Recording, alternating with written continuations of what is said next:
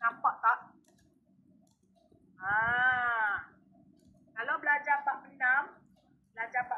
komunis, okey, apa benda yang kena tahu? You baca you tak faham.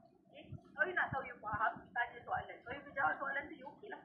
So, bila belajar bab 6, selalunya saya selalu menekankan kepada anak-anak didik saya. Okay. Belajar bab tu nak belajar pasal apa? Nama sekali nak tahu latar belakang. Komunis datang pada mana? Okay, where the communist? Laut. Betul, Yafiq. Mesti you tak perasan kan? Tak perasan. Laut. Bab 6, 3 tambah 4, laut. Jadi laut je. Tak jadi laut je. Dia kata senang. Bab ini, cikgu manalah tahu.